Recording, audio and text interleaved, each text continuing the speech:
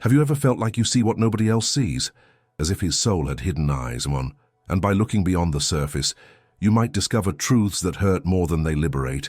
Seeing beyond is a gift, but it's also an open wound in the center of the chest. It's carrying the sensitivity of an ancient soul in a world where most people still walk with their eyes closed. Rumi said, "The wound is the place through which the light enters you." But what happens when too much light gets in? And what happens when what you see starts to cut you from the inside? There is a silent pain in those who feel what is left unsaid, in those who notice the distance before the goodbye, in those who read intentions in silence and perceive lies hidden in glances. Can you feel it? That feeling of always being one step ahead, but emotionally, a step back, because the world isn't keeping up with you.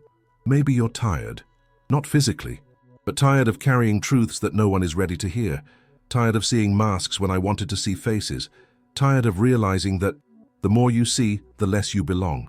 This is the gift that turns into a wound, because the soul that sees too much, he feels too much too.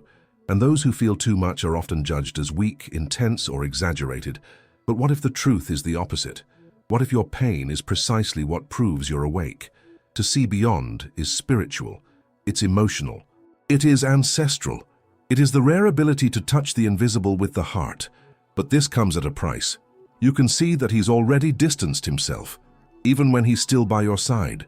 You can see that she pretends to be okay, but she carries an abyss inside. You can see that this relationship is over, even when everyone around you still thinks it's perfect. You realize that something within you is screaming for silence, for healing, for reconnection. But who sees you? That's the question nobody wants to ask. Because those who see beyond the surface almost always feel like nobody truly sees them. And it is in this abyss that the pain grows. The pain of bearing a spiritual gift in an emotionally dormant world. Rumi reveals, you have to keep breaking your heart until it opens. But how far does this breakdown go? For how long will the gift of sight be mixed with the fear of not being understood? This video is for you if you feel too much. Someone who understands too much. Someone who sees too much. And he's tired of living as if this were a mistake when in fact, it's his greatest strength. But what nobody told you is that behind that wound, there's a key. And that's what we're going to talk about now. If this has touched something deep inside you, write it in the comments. I see beyond, even if it hurts. This simple act of writing is more than a comment. It's an acknowledgement of your own soul. You are not alone on this journey. Each word that follows was crafted to heal your inner vision, the one the world tried to erase. So go ahead and leave your like now, because that shows YouTube that this content needs to reach other souls like yours. Subscribe to the channel. Here, each video is a mirror of your pain and a breath of liberation. It's not just a video, it's a path back to yourself. And he's only just getting started. There is a pain that no one sees. Fair pain that you have learned to hide even from God. The one who doesn't scream, doesn't bleed visibly, doesn't appear in photos, but lives behind your eyes. It's a subtle, ancient pain that disguises itself in polite smiles, in automatic responses like, everything's fine, even when inside you there's a storm about to explode. Rumi said, even your pain is a prayer. And maybe you've never thought about it that way. Perhaps he learned that feeling too much is weakness, that seeing too much is exaggeration. But what if all of this is actually a calling? What if what you're feeling is your soul's way of saying, I'm still alive? Some people carry their wounds like burdens, and there are those who transform each of them into wings. But the process between the pain and the flight, that's what almost no one can endure. It's that moment when you see everything clearly, but you have no one to share that vision with. It's when you understand what's behind people's behavior, when you notice the inconsistency between words and actions, and you start to feel disconnected from the rest of the world. Because seeing beyond is like carrying a mirror on your back, a mirror that reflects truths that many avoid facing. And you ask yourself, why do I see all this? Why do I feel so much? Why, among so many people, am I the one who ended up with this sensitivity? The answer may hurt, but it can also set you free. Because you were called, a call to awaken, called to heal, a call to break the cycle of emotional numbness that surrounds you. But before you can heal anything, you need to acknowledge the wound itself, not the obvious visible wound, but the oldest one. The one about not being seen. To understand everything and yet have no one to see you back. To offer presence, listening, understanding, and to receive silence. To see potential where there is only denial. To feel love where the other person only delivers absence. And yet you continue.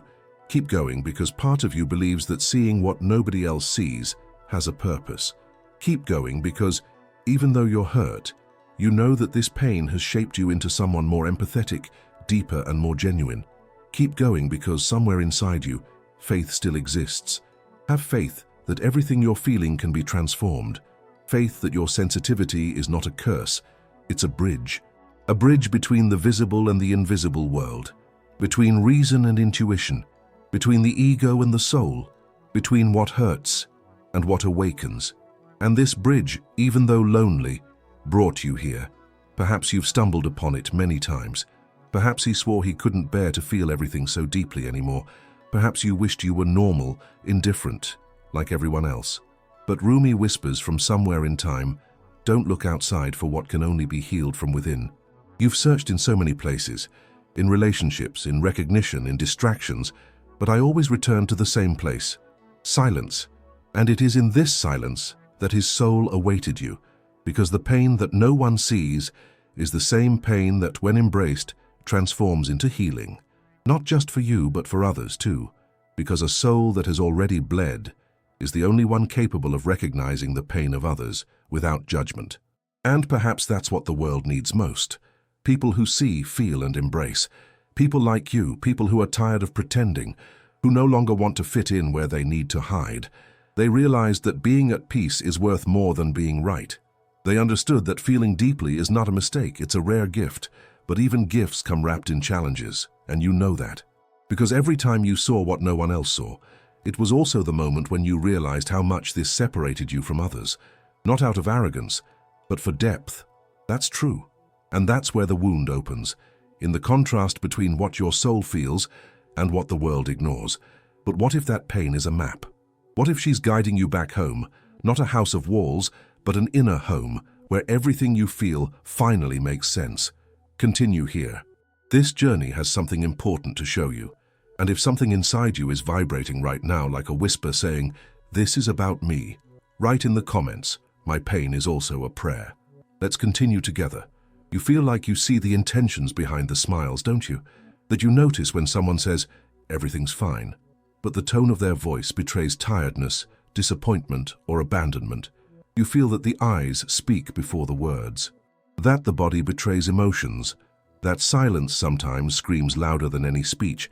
And the most confusing thing of all is that nobody seems to notice. Only you. Always you. This is exhausting. This profound sensitivity, this invisible gift, this emotional radar that's always on. Because while others live on the surface, you dive deep. While they move forward with ease, you feel the burdens they hide. And worse, you feel your own too, all at the same time. As if your soul were a spiritual sponge that absorbs not only your own pain, but also the unspoken pain of others.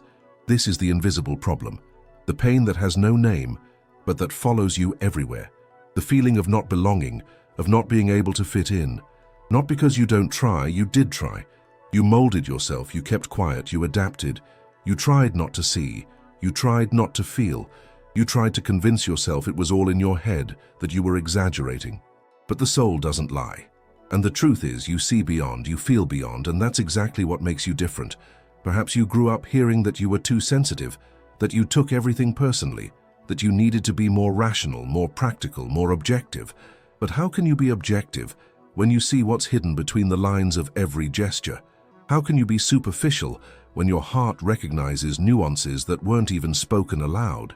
You're not wrong. It's just that the world still doesn't know how to deal with those who feel deeply, with those who aren't afraid of silence, with those who don't run from emotional darkness, with those who understand that behind every anger, there's a fear, that behind every withdrawal there's an unhealed pain, that behind every mask there's a wounded child trying not to fall apart, and that isolates you.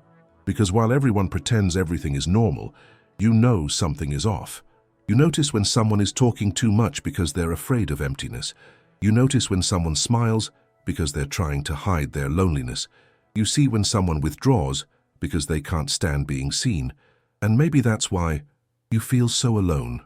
The loneliness of those who see too much is one of the cruelest, because you are surrounded by people, but you still feel invisible. And why? Because nobody really sees you, not deeply, not truthfully. And that's the paradox. You see everyone, but nobody seems to have eyes for your soul. Perhaps you're experiencing this right now. Maybe you're in a relationship where you notice everything, the disinterest, the emotional distance, the absence disguised as presence, but you stay there trying to believe there's still something to save. Maybe you have friendships where you realize affection is conditional, that it depends on what you give, and yet you persist, because you believe that if you see the best in people, that will be enough to heal them. But will it?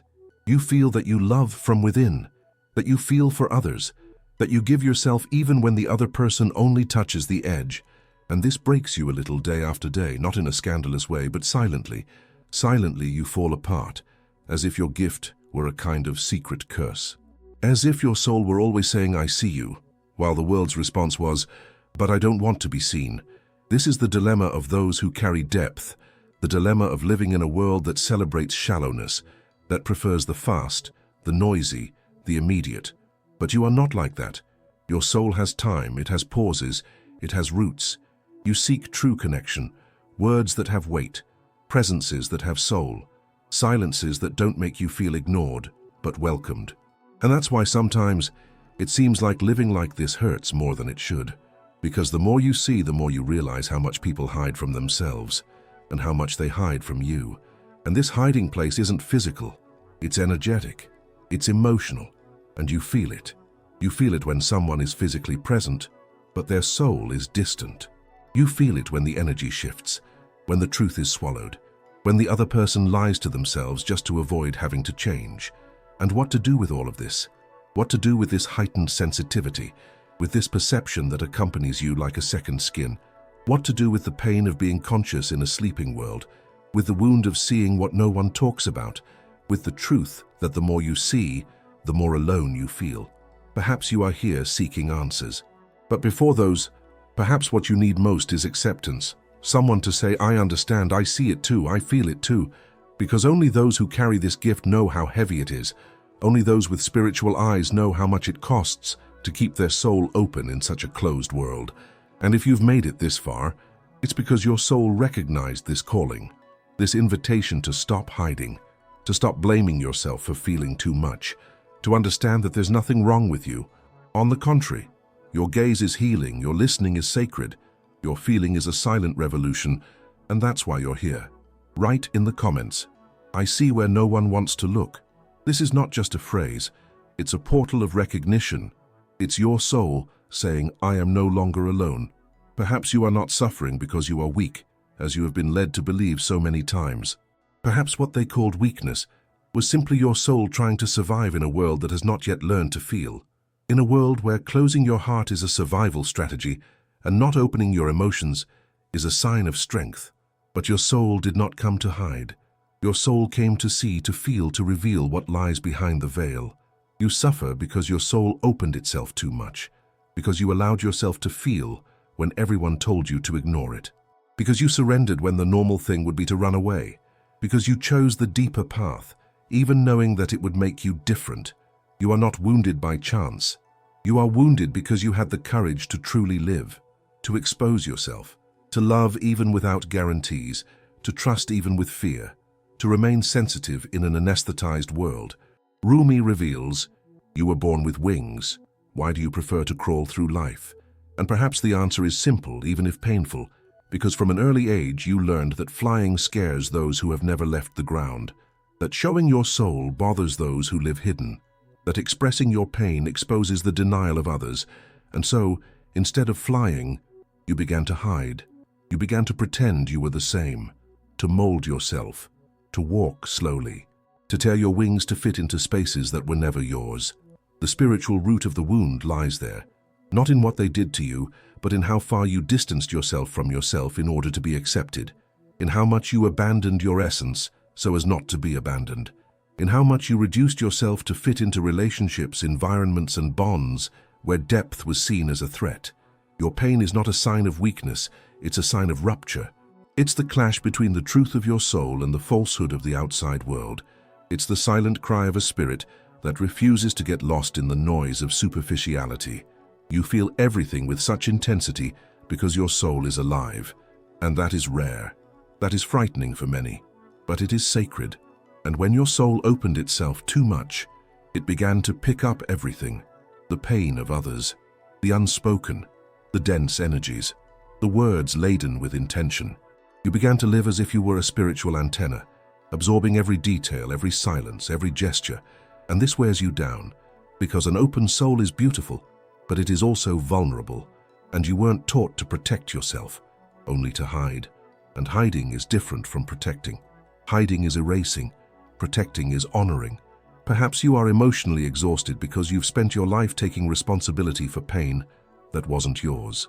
Trying to save those who didn't want to be saved. Trying to be a bridge for those who only wanted to remain in the abyss. Trying to illuminate those who chose darkness as their refuge. And there lies another root of your pain. You thought that, by seeing more, you had a duty to fix everything. But seeing beyond isn't an obligation to fix. It's an invitation to understand. It's a path of acceptance, not control. Your soul has wings, but wounded wings. Wings that have tried to fly and were clipped by indifference, rejection, and fear of others. Wings that retreated because you believed it was wrong to be intense, to be true, to be spiritual in a world that only values what is fast, light, and disposable. And, ultimately, what hurts the most isn't just seeing beyond the surface. It's clear that the world prefers to remain blind. It's realizing that its depth doesn't fit in places where everything needs to be shallow to be accepted. It's knowing that you have light, but you live hiding it so as not to bother others. It's feeling that your essence is beautiful, but still doubting it, because no one taught you to see yourself with love. Rumi said, "You have to keep breaking your heart until it opens." And perhaps that's what has been happening to you. Your heart isn't breaking because you made a mistake, but because it's opening up to your deepest truth. It's shedding the layers that don't belong to you. It's being reborn, even if in the process it seems to be falling apart. Do you feel that openness? That feeling that everything is sensitive, on edge, as if anything could bring you crashing down, but also heal you. This is the point at which the soul begins to remember who it is, when everything hurts but everything can also be a path, when the wound bleeds but already carries within it the seed of light. You are not here by chance. This video, these words, this vibe, all of it found you because your soul is ready. Ready to stop crawling. Ready to pick up the pieces and rebuild her wings.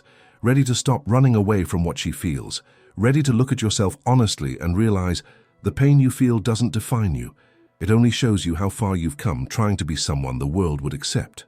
But now, it's time to go back. Return to your soul. Return to your feelings. Return to the flight. And if all of this resonated with you, if something inside you recognized each word as truth, as a mirror, as memory, write in the comments, "My wings are awakening." Your soul will know what to do with it.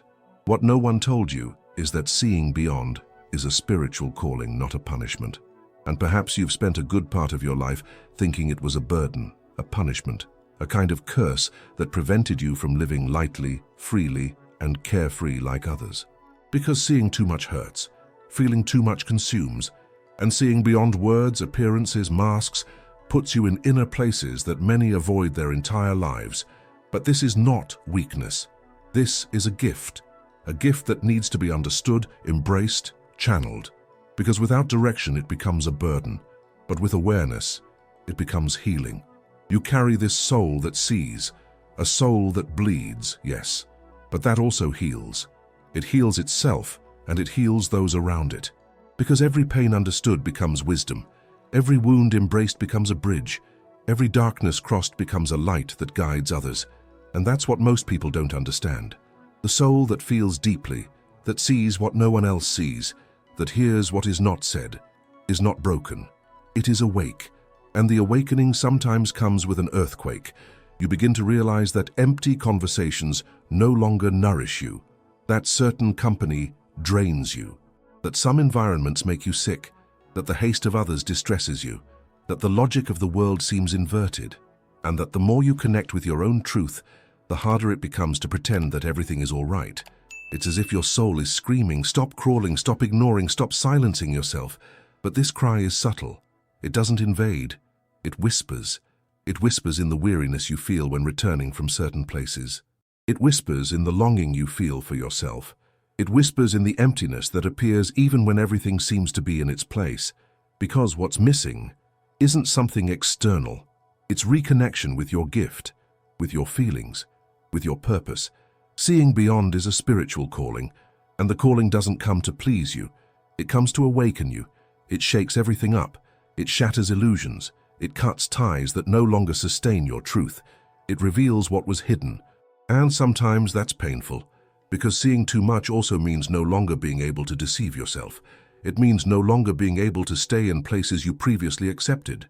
It means having to say no to what once seemed enough. But here's the hidden key. Seeing beyond doesn't require you to shut yourself off. It requires you to protect yourself. And protecting yourself isn't about building walls. It's about constructing conscious boundaries. It's about learning to choose where to place your presence, with whom to share your energy, to whom to entrust your vulnerability. It's about stopping giving yourself away as if your soul were an infinite source, because it is indeed powerful, but it also needs pauses, care, silence, and protection. You don't need to become tough to survive. You just need to stop surrendering to spaces where your sensitivity is treated as weakness. You don't need to pretend to be shallow to be accepted. You just need to learn to stand firmly where your depth is welcome. Seeing beyond is not a reason to hide. It's a reason to take a stand. It's a reason to honor the gift you have. And that only happens when you understand that feeling deeply is a spiritual language. The soul that sees bleeds, because it feels the world's pain. It grasps what has been denied, forgotten, repressed. It feels what others avoid. It gets involved, surrenders, connects. But this same soul also heals. Because where there is truth, there is transformation. Where there is listening, there is space for rebirth. Where there is awareness, there is liberation. Perhaps you need to hear this now. Protecting your sensitivity isn't about becoming cold. It's about becoming wise. It's about knowing when to give and when to withdraw, when to speak and when to be silent, when to be present and when to leave. Because your soul is a temple, and not everyone is ready to enter. When you begin to see yourself this way, as someone who carries a spiritual calling, everything changes. You stop seeking acceptance from those who don't understand your feelings.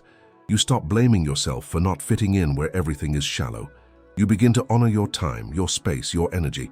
And most importantly, you begin to treat yourself as sacred, because that's what you are, sacred, intimate, spiritual. And in this process, something begins to happen. The pain doesn't disappear, but it begins to have meaning. It begins to reveal itself. It begins to guide.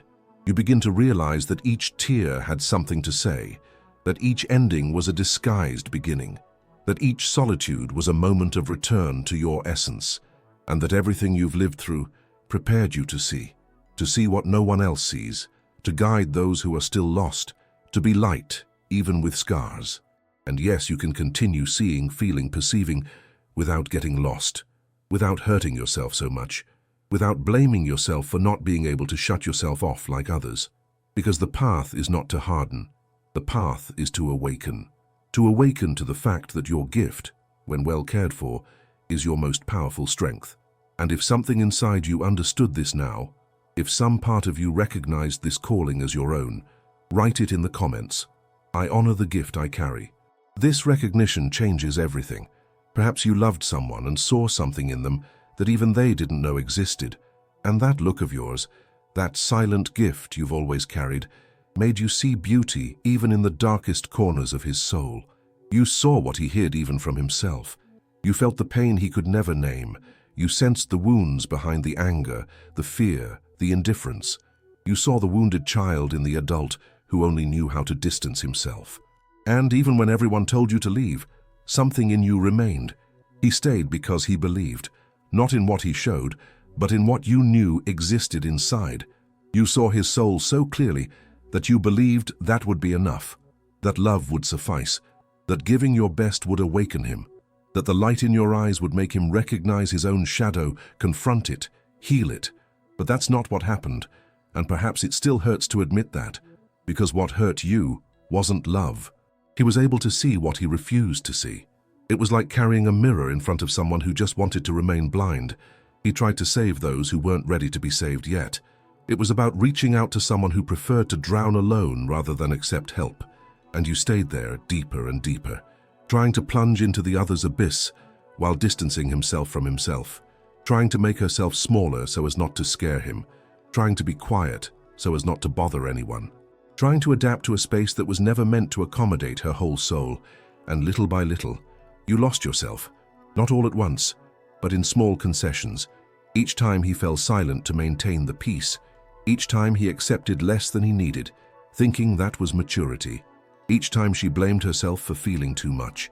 Each time he apologized for seeing what no one else could see. You confused love with mission. He transformed affection into sacrifice. And she thought that if she only loved a little more, everything would fall into place. But it didn't fit.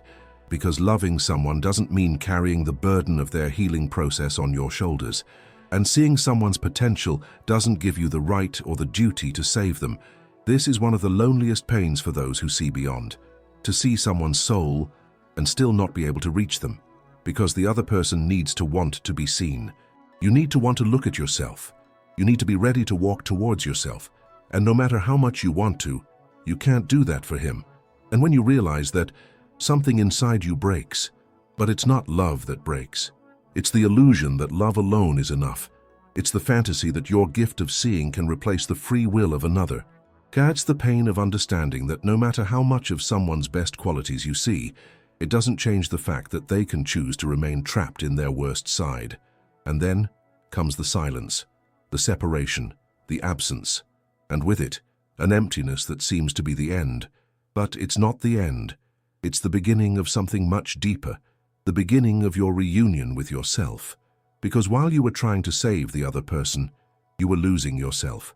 And now, in this remaining solitude, you have the chance to return home, inside, for your soul. You begin to realize that what you saw in the other person, all that light, that depth, that beauty, also exists within you. And perhaps you saw his soul so clearly, because in some way it was a reflection of her own. But now it's time to use that gift to look at yourself, to recognize oneself, to heal not only the wounds he left behind, but also the wounds that made you believe that loving always requires pain, that to give oneself is always to annihilate oneself. To see beyond is synonymous with carrying the world on one's shoulders. You no longer need to lose yourself in order to love. You no longer need to beg to be seen. You no longer need to dim your light so as not to frighten those who still live in the shadows. His gaze was not meant to fade. It was made to reveal. And the first soul he needs to illuminate is his own. If something inside you recognized this story, if at any point in your journey you've ever felt that emptiness that comes after loving too much, if at some point you too tried to save someone and forgot about yourself, write in the comments, "Now I return to myself." This return is the beginning of everything. Seeing beyond is beautiful. It's poetic. It's profound. It's a rare gift that few possess and even fewer understand. But seeing beyond also hurts. It hurts because you see much more than you would like. It hurts because this vision, which should bring you closer to people, is often what pushes you away the most. Because the deeper you see, the more you realize how much people live on the fringes of themselves. And this distance between what you see and what the other pretends to be is where the wound is born. It is in this empty space between your truth and the other's lie that the pain begins to form. A subtle but constant pain, like an absence disguised as presence, like a companion who cannot reach you, like words that touch your ears but not your soul. You realize that most relationships revolve around masks. Masks of strength, of control, of forced happiness, of conditional love. And while the world applauds these performances, you feel the weight of what lies behind the theater. You see beyond the armor.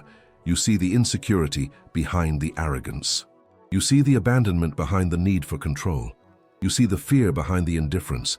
And the more you see, the more you understand. And the more you understand, the more you suffer. Because seeing is not just a passive act. Seeing transforms. Seeing demands something of you. It pierces you.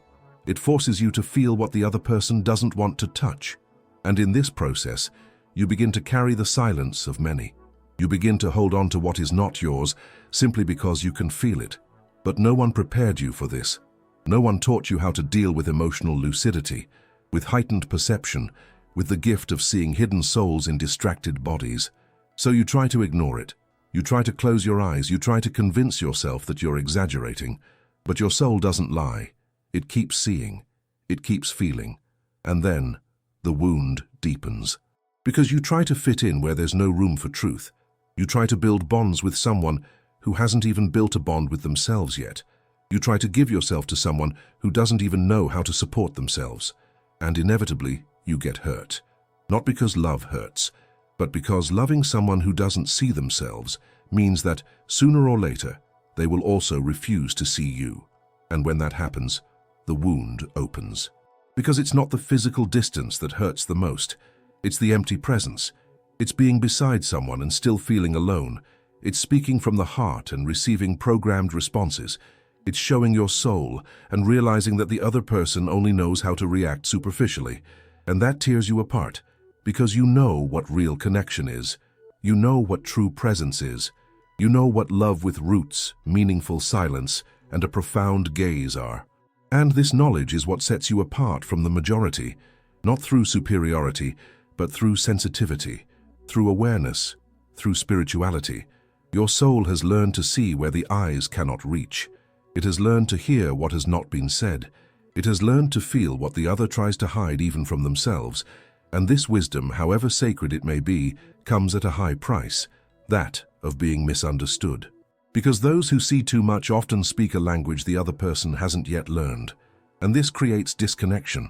It creates misunderstanding. It creates distance. You show care, and the other person interprets it as a demand. You offer presence, and the other person feels invaded. You share your pain, and the other person responds with silence, not out of malice, but out of emotional immaturity. Because not everyone is ready to be seen. Because some prefer to live in the shadows. Some fear the light. And you are light. Even unintentionally, even without realizing it, you reflect. And reflecting someone's truth, for someone who still lives a lie, is like turning on a mirror in a dark room. And so, once again, you retreat. Not because you want to, but because you feel rejected.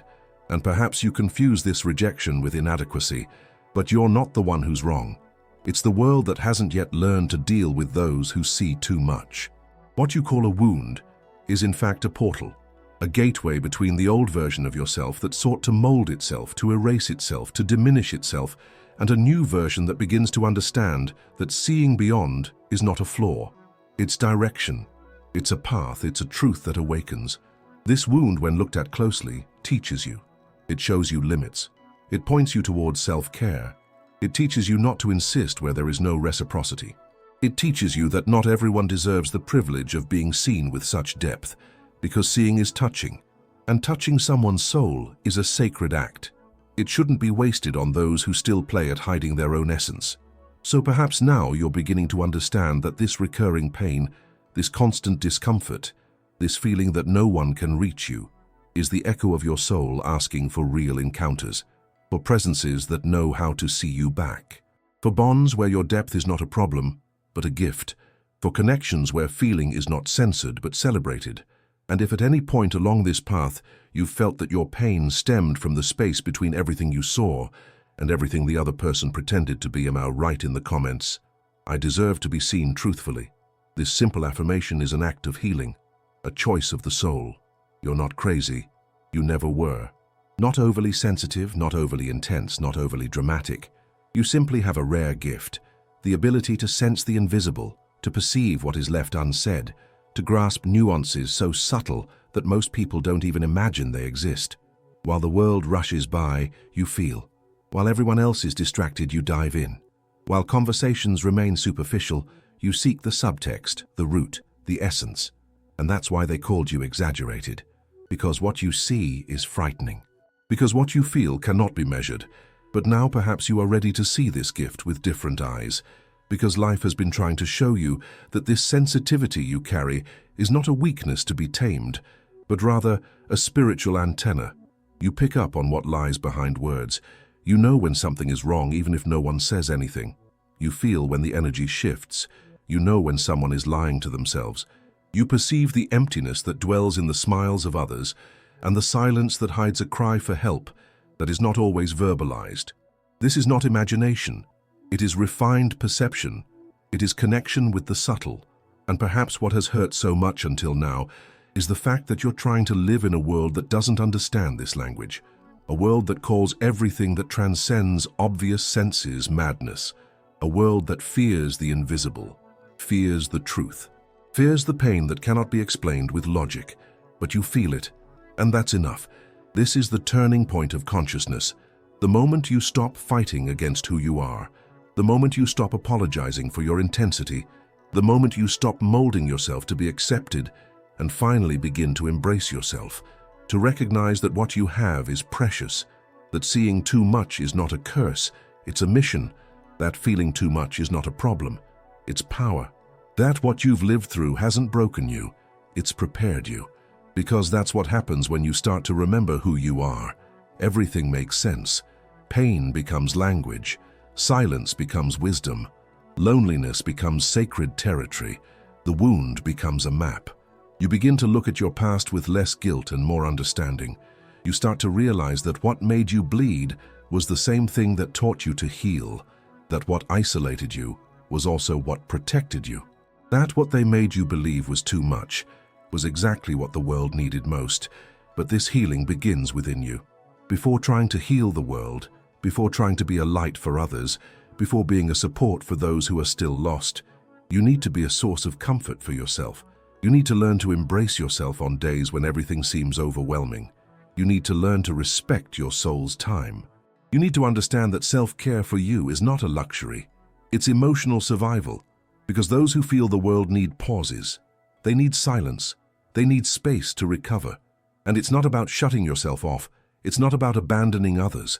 It's about putting down roots within yourself, about developing a kind of inner presence that doesn't depend on external approval, a kind of emotional stability that doesn't crumble with every rejection, a kind of self-love that isn't based on ready-made phrases, but on real practices, on learning to be with yourself, on learning to listen to yourself, on stopping abandoning yourself to please others, because you didn't come here to get lost in other people's chaos. You came to guide, to illuminate, to remind people of what they've forgotten. But you can only do that if you remember yourself. If you stop trying to fit into spaces that demand you diminish yourself. If you stop giving explanations to a soul that simply feels. You shouldn't justify your gift. You should nurture it, cultivate it, honor it. And in doing so, something changes. You begin to attract others like you. Other sensitive, profound, awakened souls. You begin to create a new frequency of connection, a frequency that doesn't depend on words but on presence, on energy, on authenticity. You begin to live in alignment with your essence, and then everything transforms. You are no longer content with what is shallow. You no longer engage with what lacks truth. You no longer accept living in disguise, because now you know, now you feel, now you recognize. What once seemed like a curse now is a compass. What once hurt now guides you. What once isolated you now leads you. You no longer need to ask permission to exist as you are. You no longer need to camouflage your depth to be accepted. You no longer need to adapt to relationships that don't nourish you. Because now you understand, everything that once hurt you was simply the world's resistance to your awakened sensitivity. But this sensitivity will no longer be silenced. It will no longer hide. It will flourish. It will expand. It will occupy the space it deserves. And if at this moment something inside you is saying, I know, I always knew, I was just afraid to admit it, then write in the comments, I allow my sensitivity to flourish. This is your pact with your truth. This is your awakening. Rumi said, don't settle for stories of how things happen to others. Awaken your own legend. And this phrase echoes like a call in the soul of those who have spent their entire lives living on the fringes of their own essence. Because yes, for a long time you believed you needed to fit in, follow formulas, walk the same paths as everyone around you. And in this effort to belong, to be accepted, to not bother anyone, you distanced yourself from yourself. You stifled your gift.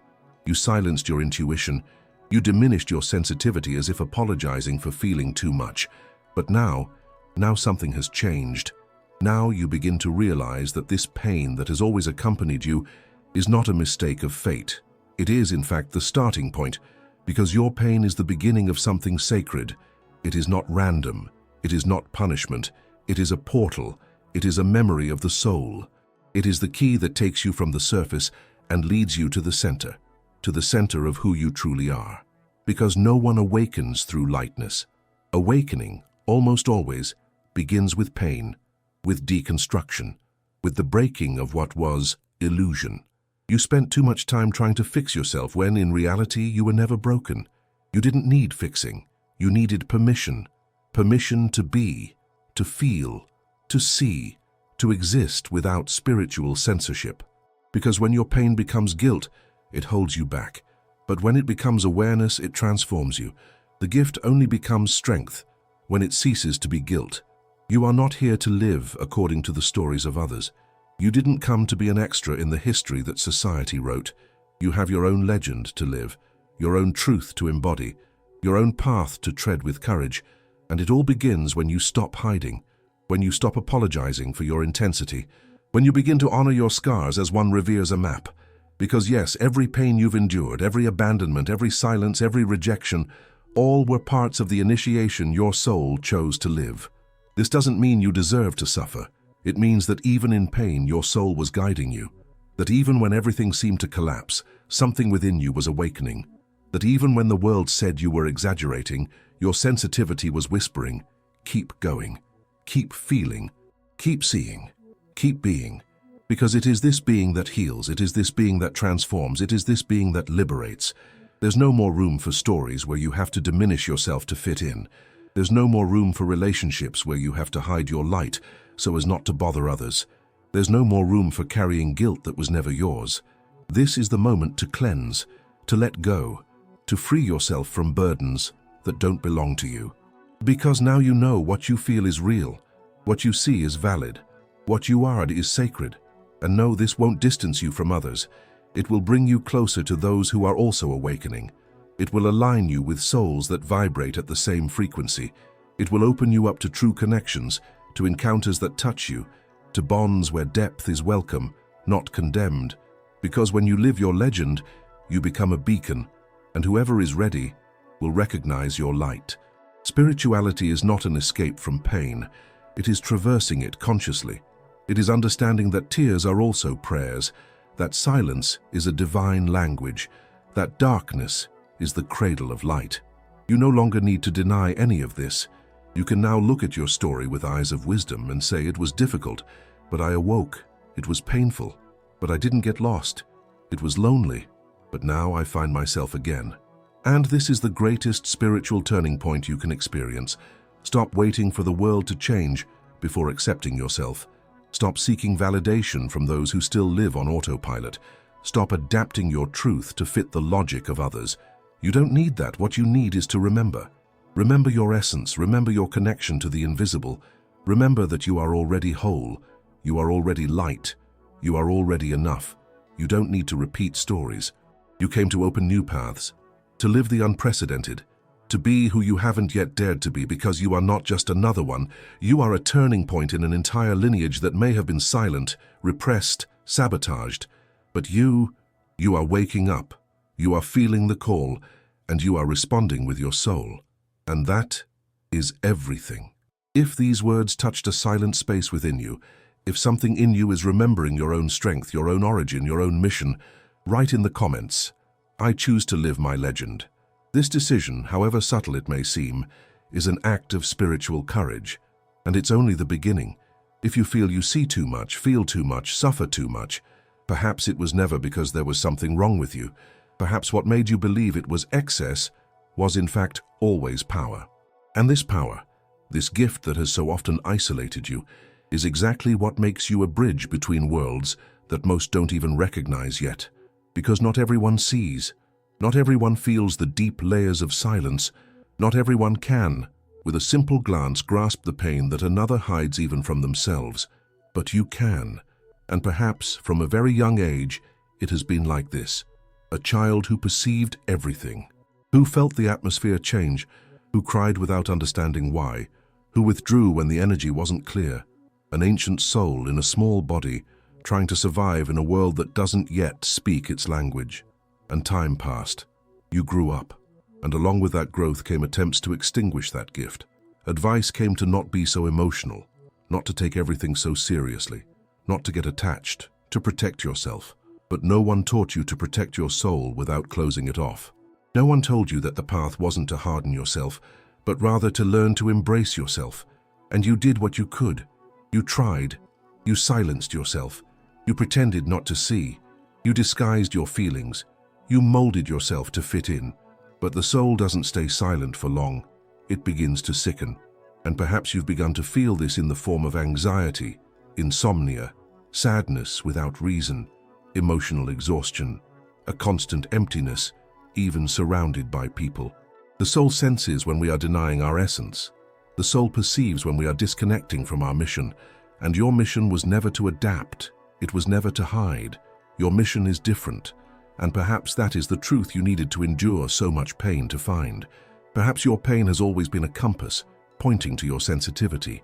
And your sensitivity is the key that connects you to the sacred, the key that makes you a channel, the key that transforms wounds into wisdom, silence into strength, absence into presence, the key that awakens others simply by existing.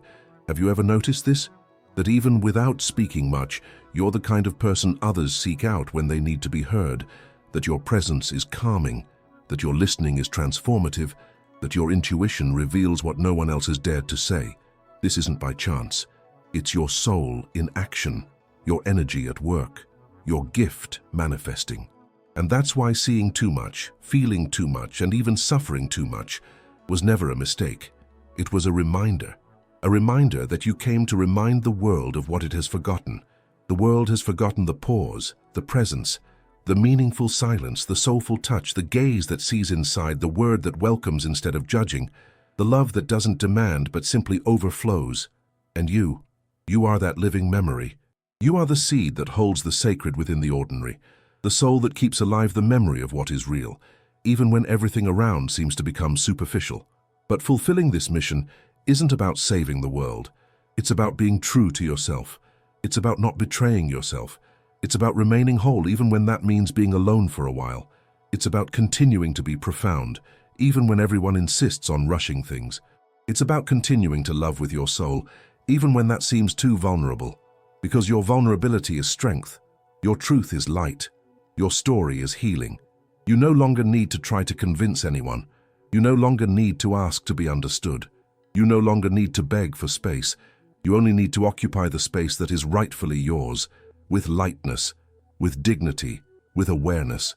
Because those who are truly alive transform simply by existing. And perhaps now you are beginning to understand this, beginning to breathe differently, beginning to look at yourself with more tenderness. Because life, with all its ups and downs, has brought you here. And everything had a reason. The pain you carried wasn't in vain. Each tear cleansed you. Each loss strengthened you. Each silence taught you to listen. Each rejection pushed you inward, where your true source of worth resides.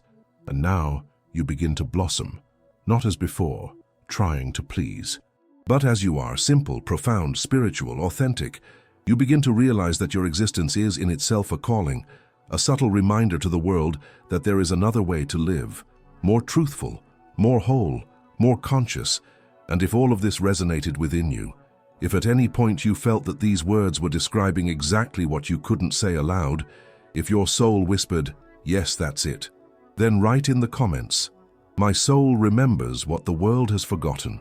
This is your sign, this is your seal, this is the beginning of your expansion. If you've made it this far, it's because your soul felt it. She felt that this wasn't just a video, it was a reunion with parts of herself that had been dormant. If something within you recognized itself in this journey, subscribe to the channel. Here you don't need to fake strength. Here, your depth is welcome. Here, your soul is seen. And if all of this touched you, leave a like. Not out of obligation, but because this gesture helps this message reach other souls who are also awakening. Now, continue your journey.